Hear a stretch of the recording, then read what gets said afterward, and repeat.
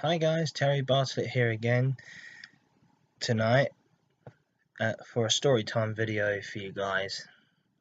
I thought I'd better do one for you guys. I thought long and hard on what I need to do.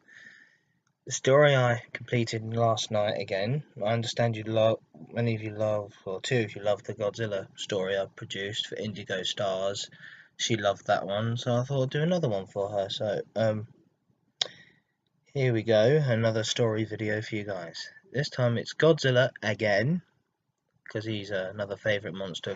Everyone loves him. And here he is again on another adventure. It's the series 3, which I invented myself. Episode 2, Vampire Wars, Part 1. It's a 2-part story, guys. Here goes. It was summer in Manhattan, and the vampire kindreds were settling in their new home without biting any of the Heat team, even though it was tempting. Maria, the prince, as everyone knows on Indigostars' characters, she's the Prince of Amsterdam, was studying Godzilla with Dr. Nictotopoulos and knowing when to call him. She was impressed, so was the girls. But a phone call came in from Amsterdam again. Maria said, "Something is wrong. Monsters appearing in Amsterdam. Someone is casting spells. Even Calidora can't make it out." But Calidora said, "Whoa, I found something. These spells came from a banshee vampire named Jenny. She has bright red hair, red lips, and long red nails, plus bat wings on her back. She is creating these monsters." The new Heat team sailed for Amsterdam with Godzilla following. As I said in the previous story, guys, Godzilla follows the boat and the Heat team wherever they go. The new Heat team sailed for Amsterdam, Godzilla following. When they arrived, Jenny, the banshee vampire, was waiting and shouted to her pets, "Attack that boat and bring me the Heat team with the kindreds." The monsters were a vampire bee, a vampire dragon, and a giant gargoyle. The team tried to escape, but only Elsie, Monique, Randy, Alicia, and Celine were captured by the monsters. Only Nick, Mendel Craven, Maria, Laurie, and Calidora escaped with their robot, Nigel. Maria said, "Can't we call Godzilla to rescue our friends?" Nick said, "No. If Jenny is powerful as Calidora says, she will try and turn him against us. If we try to lure one of those monsters away from the mountain, then we signal Godzilla. Also, we'll take out those creatures one by one." Good plan, good safety tip. It was a good idea. Even the girls were impressed. First, they lured the dragon out out to sea. Then called Godzilla. He arrived and fried the dragon with his power breath. The vampire dragon was a pile of dust. Jenny saw the battle through her crystal ball and shouted, "No! This is not over. I will make you pay, Godzilla, if it's the last thing I do before taking over Amsterdam." But while she was not looking, the rest of the Heat team escaped with Alicia and Celine. Only two monsters remain, the bee and the gargoyle. This was a start of a war, a vampire war. Jenny was planning an attack on Amsterdam City with her bats, but no one knows when. The Heat Team and Kindred regrouped. Nick said, "Thanks to Godzilla destroying the dragon, and well done, Monique, for cutting everyone loose. All we know is that Amsterdam is in great danger from Jenny's pets. It is up to us and Godzilla to save the city. To be continued." Wasn't that a great story, guys? Even though I've got to try write extra long ones for my English literature, I'm trying to do English GCSE in Kensington Chelsea College, which is across the river. It's basically it's just down the road from me. Right, through Latchmere, round over Chelsea Bridge. Well, I mean Battersea Bridge, sorry, over Battersea Bridge, round the A Road, past the Shell petrol station, and then to your left is the college, Hortensia Road. No problem. No problem. London is a beautiful city, guys, and as you all know, Sadiq Khan is the new mayor of London. But I must say, well done him. If you ask me why, I have to admit this, I did vote Zach Goldsmith. I did vote for him, but what choice did I have? What choice did I have? Really, I didn't have any choice. I didn't know who to vote for, really. Sometimes I feel better just not voting at all. You can do that. You cannot vote at all if you don't want to. And hope you guys enjoyed this story, and Indigo, Lisa, thank you for commenting on the other Godzilla story I told. Hope you'll enjoy this one. Part 2 is in the works.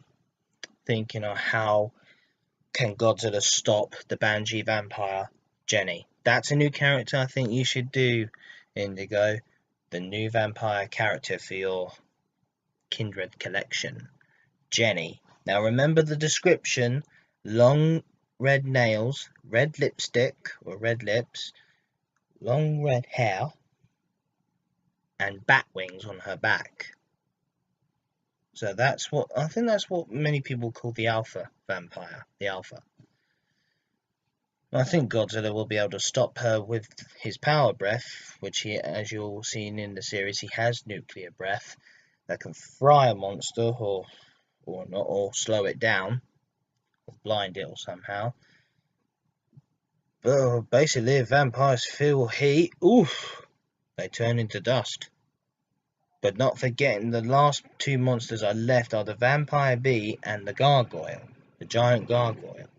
Now you all know what gargoyles look like. They have big wings, horns, or horns like that, like Satan, and somehow they're vampires, or they're sharp fangs as well. Not to my knowledge anyway, that's to my knowledge what I've read in the books. Vampires hate sunlight, but if they had the power of invincibility, live forever, never die, then that is the only option. I'm guessing that's how the Kindreds in Indigostars collection live on. And I guess you wonder if I did the previous recording of the story of Godzilla, and they fought in the daytime or in the evening when the sun was about to go down, and the bat comes out at night. And Godzilla is the only creature to stop monsters, really. I mean, he chooses to, because he's more like in the actual Japanese Godzilla movie, he's actually a guardian of Japan and not to mention the whole wide world. Even though he did attack because he was provoked to attack, because he was betrayed, because people don't really see him as a hero. They see him as a scary, want to run away, they all say, oh, run away, it's Godzilla, he's come to destroy us. Well, in fact, when they see another monster, they think Godzilla's going to join him, but he doesn't. He fights him, destroys him, then goes away. Goes back under the sea till he's needed again. Everyone keeps asking, how does Godzilla know when a monster's going to be set upon and start attacking cities and destroying cities? In the original books, Godzilla was meant to destroy towns and cities. He's a force of nature. But then again, he might have chosen in the movie to be a hero because he is the only option if monsters ever attack the world again.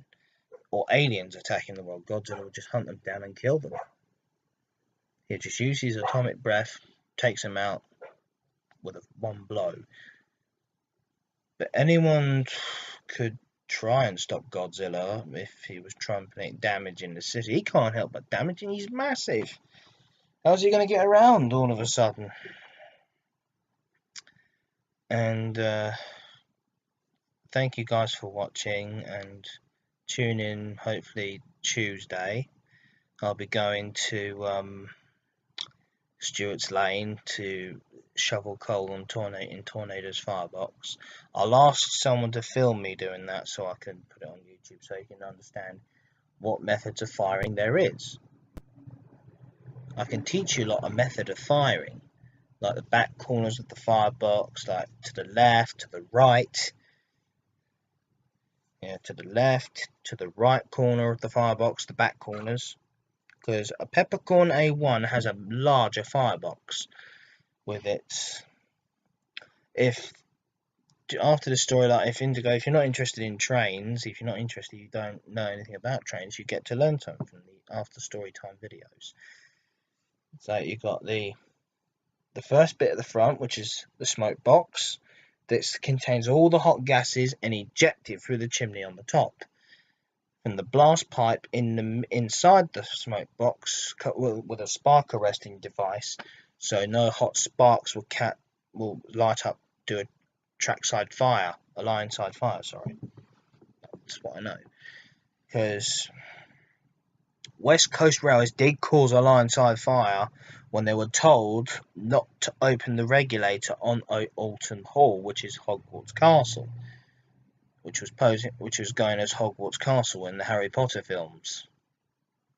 Now, one thing I did notice in the movie is it's supposed to have been a Great Western whistle, not an Oliver Cromwell whistle. Because when I kept watching the movie over and over again, pay no attention to the movie itself. Even though you love the movie Harry Potter, I did as well, funny enough. And I think I might go down to Leavesden to see if Alton Hall is there.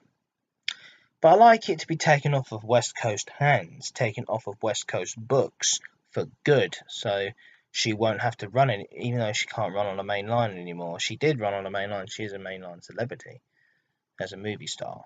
But I think Alton Hall does have a certain place in preservation of mainline tours. Be nice to air brake it.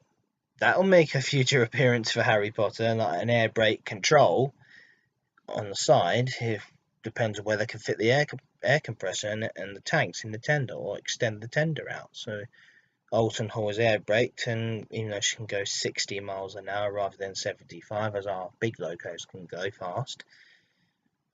I mean, if you recheck the hammer blows again, like if the engines had different flanges, say if the Black 5 had a different flange wheels, silver flanged wheels, it could go 75 miles an hour. As you see in steam locos in profile, the Black 5 actually did 92 miles an hour after the war. Nearly the same as an LNER V2 before the war. And also well, I'll do a steam locomotive review just for you guys after that story. Now, this next loco I'm going to do a review on is the LMS Black 5. They're a good engine. Designed by Sir William A. Stanier, they were built between 1934 and 1951. The Black 5s are a good engine. I've actually been on a footplate of one. Never been out behind one. I've seen them in action. Oh, I've seen a couple of Black Fives in action. I've seen when I was a kid, when I was a child, guys. I used to be, I love steam engines. I used to be scared of the whistle, but not anymore. But the Black Five, mostly that's the one I kept seeing when I was a kid. A Black Five, and a nice engine, good engine. And there are some people out there saying, "What is a Black Five?" So, the term is, well, it's a black steam engine designed by the designer who used to work for the Great Western. He took that in mind to Churchwood, Collet, and Hawksworth, and he thought, use his knowledge to what he used at Swindon Works to create his own design locomotives when he became CME as Sir William A. Stannyer FRS, Chief Mechanical Engineer of the London, Midland and Scottish Railway. The Black Five was his first design, and well, not his first design. He may have designed the Duchesses, the Princesses, the 8S, which was his freight engine. The freight engine similar to the Black Five, but instead of 6 drive wheels, 8 drive wheels, 280. This one, the Black Five, is a 460 to represent. It's mainly like the Hall class. The Hall class is the prototype of the Black Five. The B1, the standard class 5, but I'm talking about the Black 5, guys. They're mainly a good engine. Nicer engine, a fireman's friend, 3 steamers, and plus, I actually saw something on the Black 5s. If you notice the letters SC on the front of the smoke box of each of the Black 5s you see today, well, not all of them, some of them, a self-cleaning smoke box.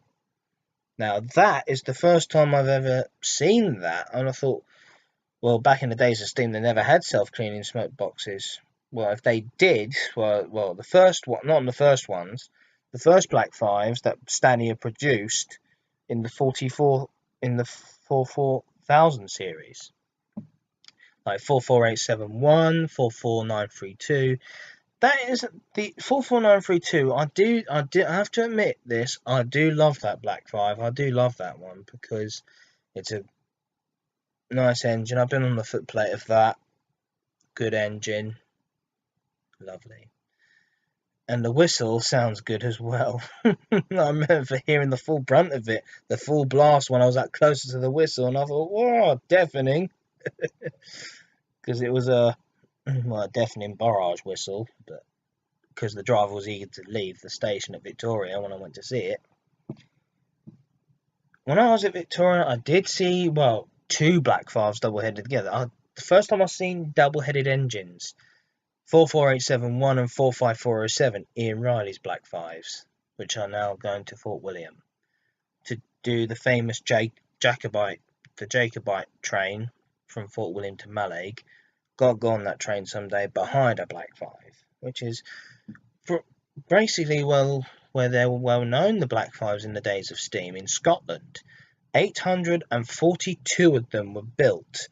Don't forget this, guys, 842. That was a lot of engines those days. A couple of engines went to went to Scotland. Many of them went to Scotland, and many stayed on the London Midland region. And during the 1948 exchange trials, the Black Five even came down onto the southern region to haul freight trains. Mostly freight, because mixed traffic engines do carry freight as well as passengers, and mainly express trains. I mean, the Halls did do express trains on the Great Western, but if they were run down, they went on the freights. If they were a little tiny bit run down, they went on the night freights, the milk trains, they went on those. Same as the Black Five, they would have done that as well. And if they're a bit run down, they went on the ordinary freights, like a bit rusty or a bit worn out. They went on the ordinary slave freights, which is a common sight for most engines to do freight on.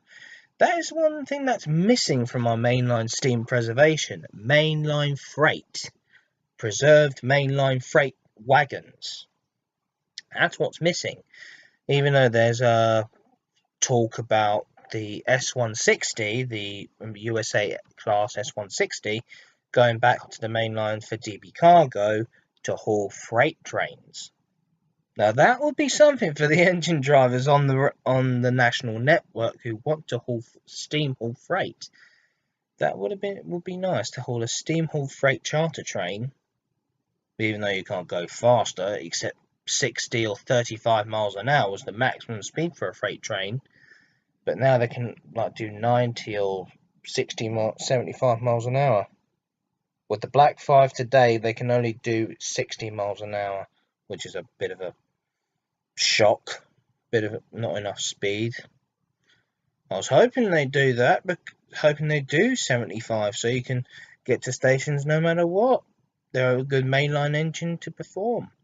I remember when I first got Train Simulator, I did do 95, 92, 95 miles an hour with 45407, and that was a hell of a good engine to do. And when I had another Black 5 doing a mainline tour from Reading back to Paddington, I did 81 miles an hour. I thought that was the fastest speed record, even though in real life that would have been speeding, but it would have been nice to have break a record with steam engines like that, to break a record, and then the Black 5 could become a record breaker, as well as Flying Scotsman, and they deserve their place in the record books. Now, when the Black 5s were built, the first ones didn't have domes. They didn't have domes. But then when they were built with domes, they had the forward top feed separated from the dome. The second one, which we have an only Black 5 built with it, some of them survive today, and some of them with the top feed closer to the dome, which is a different Black 5.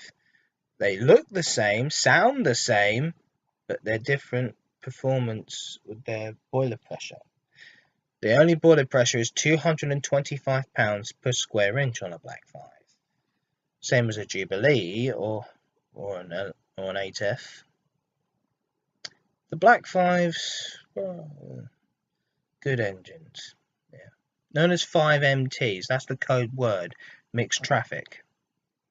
They were the powerfulest mixed traffic engine of all times before the standard 5s were built. Robin Riddles, so when Stanier retired in the 1940s, Fairbairn and Ivett carried on with his work of building new Black 5s, like George Stephenson, was the only Black 5 built with Stephenson link motion. Well, and 18 are preserved, and we're lucky to have the mainline celebrities with us today.